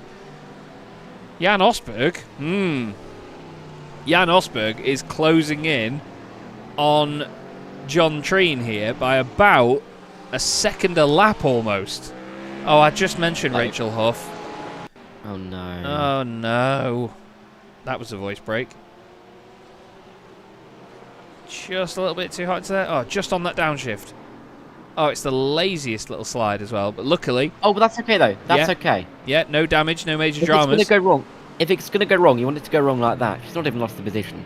Yeah, no, exactly. So, pretty good there for Rachel Huff. 6 minutes to go, 1 minute 50. We've got 4 laps to go in this race. John Treen is going to have to do a hell of a lot of defending because Osberg is there. And then it's the championship leader, race 1 winner, Victor Van Zyes, who's coming through wide for Treen. He's not going to be looking as calm as collected as he does in that photo now, is he? No, definitely not. Great drive as well, this by Jan Osberg, by the way. Started 12th on the grid. Victor Van Zyst started 15th, and the two of them are now inside the podium positions and in with a chance of a win, quite frankly. John seems to really be struggling with the rears on that Mustang now. Just doesn't seem like he can get the power down on corner exit, and that is where the Porsche really shines by the look of it. Seems to just be so clean and stable on the way out of the corner, even on the way in. Just look at it. It's like it's driving in the dry sometimes. Bit understeering mid-corner, but look at that. Just gives you the delivery on the exit. Although the Mustang, it's got some good legs on it. Jan Osberg decides to get into the slipstream then as they come down towards the camera here before the triple right-handers into the end of the lap. Ooh, John, get away from those curbs, mate. They are nasty. You don't want to be touching those. Jan Osberg, wow, really closes in on the brakes. John has just lost all confidence in the car, I think, in these last couple of laps. He just didn't have the confidence to push it through there at all, did he? No, not at all. Weird, really, but either way, John's going to move forward now with, 3 laps to go as he comes around the final corner. This is Joshua Downing behind Stephen Kershaw. Was Dean Sheehan? Oh my goodness me, Dean Sheehan goes around. That was Which scary. way are you going, Dean? Which way are you going? Oh. Does it safely in the end. Good stuff. Oh, careful. But he will emerge in P9. Very well clear of Graham Favors, but disappointing to make that mistake towards the end of the race. John Treen still leads, but well, it's frantic, isn't it? Absolutely is. I'm scared here for Jan Osberg because he's been closing in really quickly into the braking zones for some of these corners. He doesn't want to overdo it and run into the back of that Mustang, because at the end of the day, that's like driving into a block of flats with a Fiat 500. So for Jan, he just needs to be careful not to overdo this closing speed, because he is well aware now that, look at it, look, John is just not able to get it stopped. He's not got the confidence that he had earlier on in the race. The car isn't behaving itself as much. He's doing his best to stay off the drying line. I think that's the problem. The dry line is shredding these tyres, and he's trying to get onto the wet stuff. Look, he'll go over to the right here down this straight just to try and cool the tyres down. That's the problem. The Mustang has absolutely shredded its rubber, and he's really feeling the pain now into these final moments of the race. He's got 3 Porsches chasing him down, and they are all guys that want to have a good shot at the championship. But that thing is an understeery boat, and now its tyres have gone as well.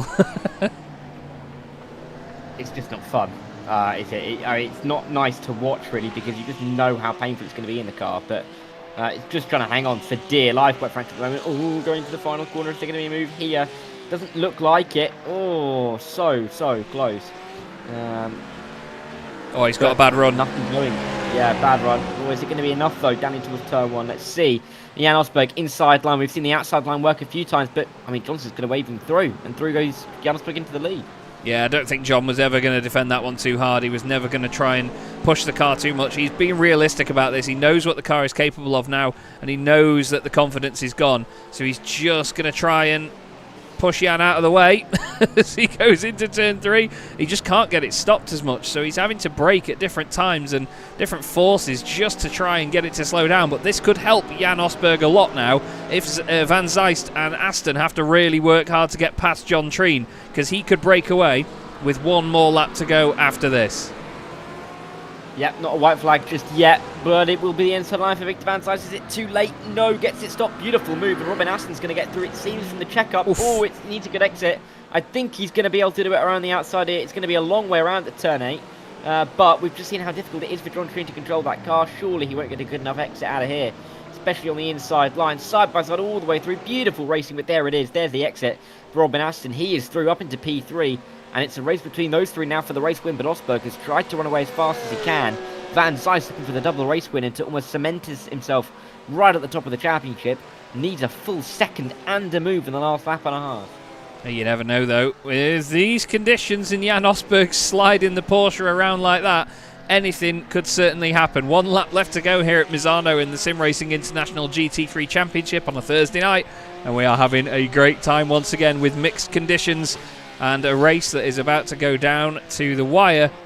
Certainly exciting stuff to watch. There's been 2 slowdowns for Daniel Meller and John Maymar.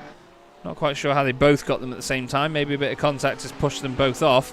Rachel Huff, by the way, still on for a podium position in class, but she's dropped a number of positions.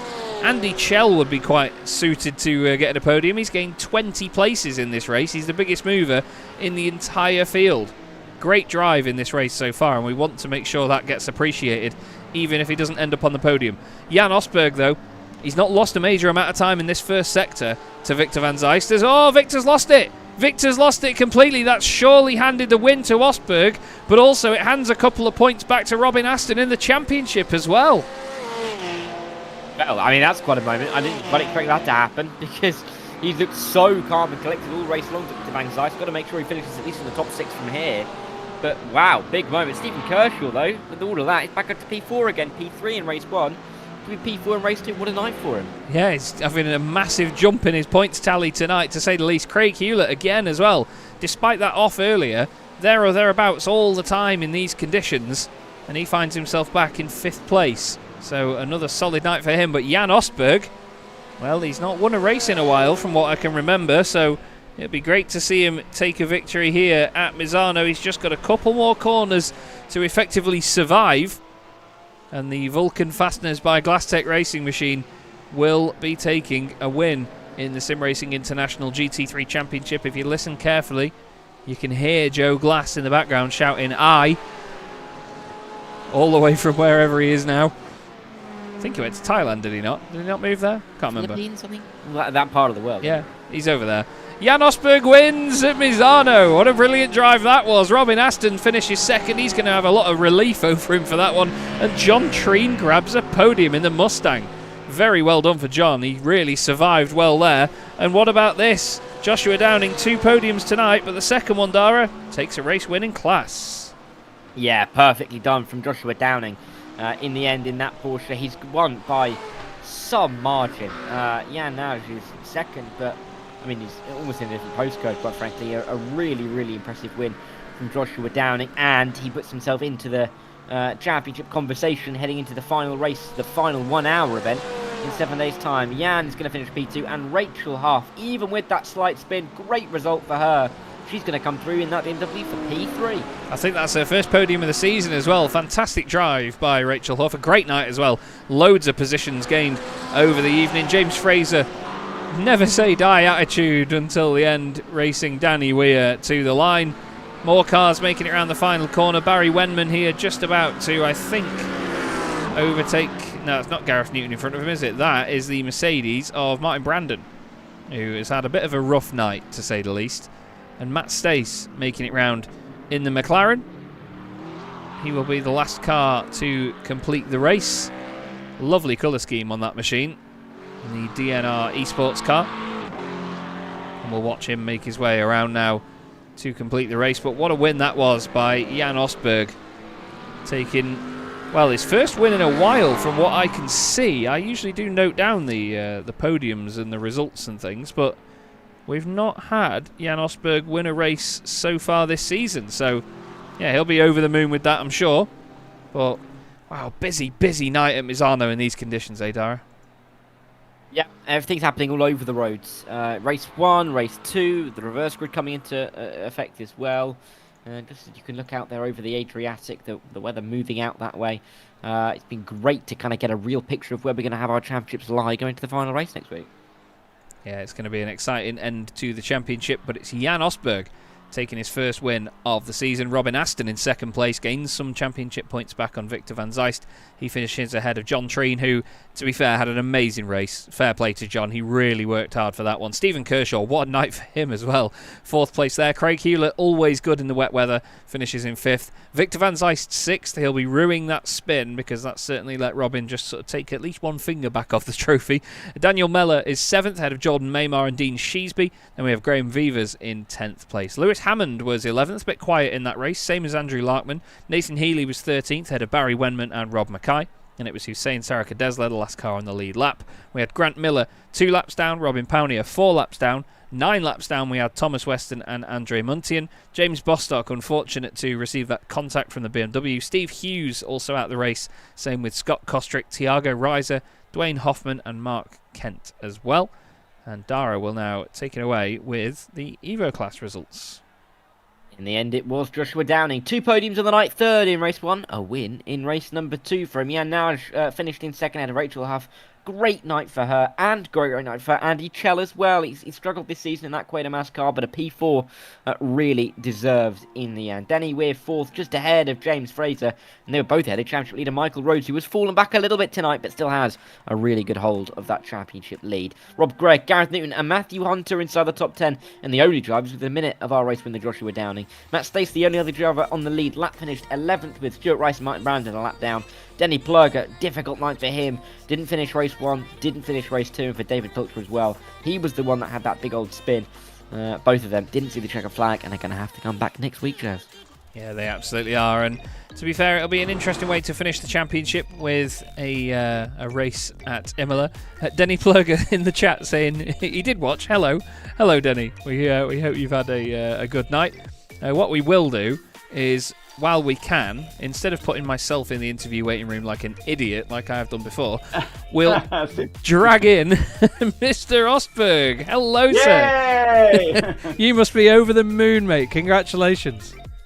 Yeah, thank you. Yeah, it was really good race. The second one, the first wasn't perfect. I had the pace, I would say, even in the race 1, but I didn't do my quali good enough.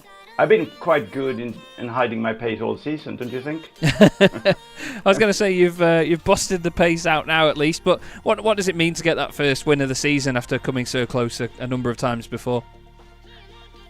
I was, of course, really fun, but most important for the team, since we are second, I think 11 points behind in the championship. So I was actually playing it very safe, and that was often when it's this tricky condition, the winning recipe. So no, it was brilliant. And it looked like the Porsche was a really stable car around there tonight. Did it feel like that? It was like Porsche Cup in the quality. It was like, I don't know, were there 5 Porsches up there? So it was really good, and it was quite a different race. I actually changed my setup for the races because I knew it was going. I was using a very, very soft setup. Everything loosed up on the first race because it was wet, and then in the second I knew it would be drier according to the forecast. So and that paid off well. I think everyone was struggling with higher temperatures, but I think my setup helped me a little bit at the end of the race 2. Well, it certainly looked like a great night for you, Jan, and obviously one more round left in the championship. How do you feel about going to Imola? Great, actually. I love the track, and I even took a coaching for my first time with Andy Dawson for this season, so watch out, guys. I will be fast. Well, it was fantastic to see you get that win. Is there anyone you'd like to give a shout out to? Of course, my team, the supreme leader Joe Glass, first of all, who gave me it was tricky coming into a big team like this. You know, you're getting all kind of things you have to do. It's like I had to practice drop rounds for the first 3 rounds this year. I just had to do it. So he forced me to do that, actually. No, I'm kidding. The team and of course my wife, who's supporting me like shit, and that helps a lot. So smashing stuff. Well, very well done, Jan. It's fantastic to see you get that win, and we'll hopefully speak to you again soon. Yeah, thank you. See you. Jan Osberg, clearly a very happy man there, Dara, and who can blame him? No, I know he's had a great night and a good way to get towards the end of the season. And again, you build off the end of this season going into next season, and I think this is a really good, almost building block to use going into season number 12. Absolutely. And towards the end of that race, we mentioned Mr. Chell in that one. Didn't quite get to the podium, but he's with Dara to talk us through a fantastic second race. Yeah, evening, Andy. Well, congratulations on that P4. Great result for you. That was a difficult race. I took us through the conditions. Yeah, the conditions, to be fair, were all right. It's a lot better than the first race. Car felt a lot better in the second race, I'm guessing, because there was less water on the track and there was less aquaplaning. But yeah, it was better than the first race. Still tricky, not going to lie, still tricky. But yeah, it was all right actually, to be honest.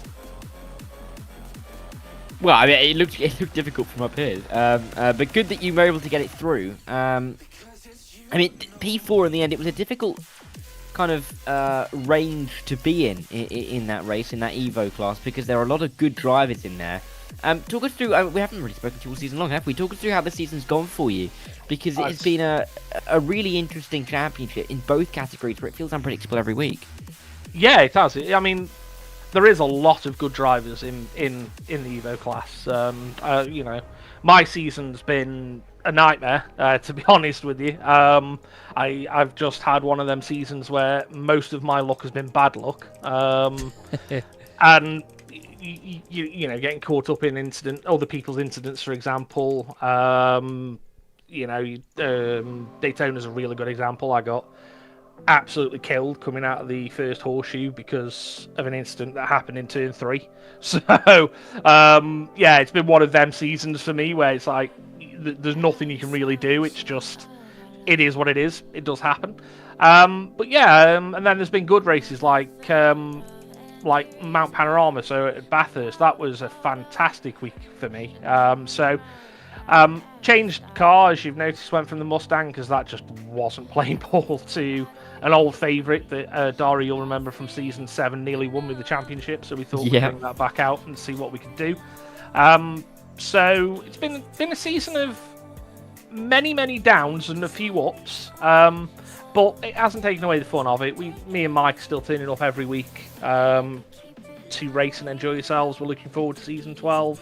So we are on season 12. Sorry, it's been a long day. So yeah, it's one of them. It's ups and downs. Season's been quite tough, but yeah, we just keep going, enjoy it regardless, and try and have as much fun out there as possible. Yeah, exactly. That's what we want to see.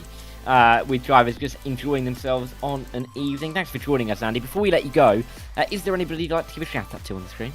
Yeah, first and foremost, Sheephair for putting on a, you know, sometimes quite hilarious watch back. I think Virginia was amazing. Still couldn't tell you where I was going. I don't know. I can't answer you that one. That was just great. I'm not going to lie. But you guys, the SRI team that puts this on, because if they didn't, we wouldn't have an amazing race every week to come and have fun at. And then to Mike, my teammate in Quatermass, who, again, like me, not having the best of seasons, but is putting in the hard work and the hard graft. So, yeah, thank you very much. Cheers, Andy. And, yeah, good luck for the start of season 12. It was great speaking to you. Thank you very much. See you soon, guys. Mr. Chell, very happy, chatty bloke. He was more deserving of a better result there. I mean, 4th place isn't bad at all. We're not saying that, but a podium would have really sealed that fantastic drive-through, wouldn't it?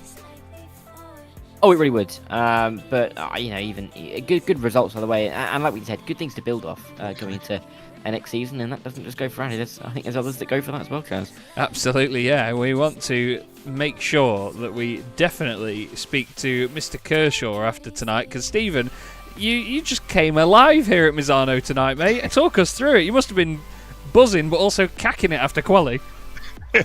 Yeah, I had to ask someone what the start procedure was. I don't normally have to worry about that. I just follow the car in front, or the 20 cars in front normally. But yeah, it was a great race for me. I don't know why I was so quick.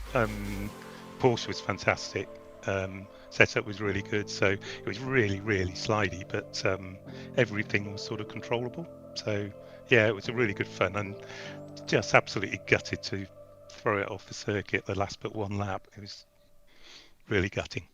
I was going to say it was certainly, you know, what was I going to say? I couldn't think of the phrase then, but you know, out of all of it, it was still an epic race despite the little moment. You know, it was so amazing because, you know, with no disrespect, based on just looking at championship results, we thought, wow, you know, he's had this great qualifying, and then it becomes a question of, you know, how long will they hold on, sort of thing. You know what I mean? Like, and then you just stayed there, and it was brilliant. You know, we were cheering it on here in the commentary box, and it's always great to see that because, and I'm sure you feel this from a competitor's perspective as well, that there's always somebody to race in this championship, and the order can be very random from one week to the next. There's no knowing who can win, is there? Yeah, no, absolutely. We've only done about 4 races now, I think, and yeah, and I've been all sorts of places, so I'm battling all sorts of people. So that's really good, actually. Well, as long as you're Really enjoying enjoyed yourself, mate, that's the main thing. Yeah. Yeah. One more round to, well, I say enjoy, but what do you make of Imola? Oh, I don't know. Enough said. If it was wet, that would be great.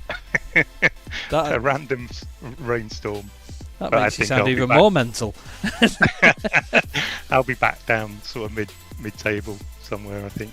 Well, either way, mate, we hope you enjoy yourself, and it was fantastic to see you get the results in tonight. Is there anyone you'd like Thank to give a shout out to? Yeah, just to you guys for really entertaining commentary. I really enjoy listening to it back. Thank you. And the organisers as well, they've done a great job.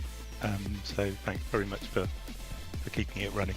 I was going to say, you know how difficult these things can be, don't you? So Yeah, it's always good from one league to another. But yeah, thank you very much for the kind words, Stephen, and great result once again. And we'll hopefully speak to you again soon. All right, cheers, Chaz. Stephen Kershaw there, celebrating a very, very good night of racing. He was realistic about his chances, but I tell you, he did an awesome job, didn't he? It was lovely to see that. It really was, and it's good to see some of those newer names get towards the top of the order. It really is. Whenever in the season, if they're in contention or not, it's great to see that regularity of changing at the top, and hopefully we get some good racing next week.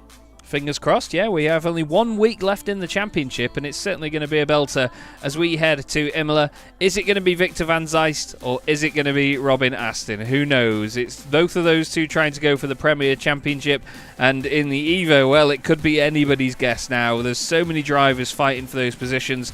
We'll have to wait and see in a week's time. Thanks once again, though, to all the drivers for putting on such a great show. Thank you, Dara, for being a joy to work with, as always, and thanks to the organisers for having us on board. Thank you also, everybody, for watching. We hope you've enjoyed the show, and we'll be back in a week's time when we head to Imola for the season finale of the SimRacing International GT3 Championship. Racing isn't easy, but experiencing it is. iRacing puts you in the driver's seat with the industry's leading sim racing game. Drive on laser scan replicas of the greatest racing circuits from around the world. Go head-to-head against other drivers chosen by skill-based matchmaking to ensure competitive racing at every level. Compete across all your favorite series. In officially licensed cars, engineered to deliver the most accurate driving experience possible.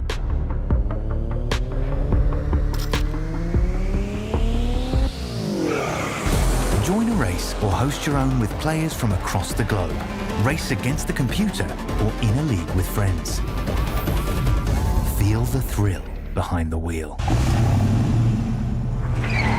Visit iRacing.com.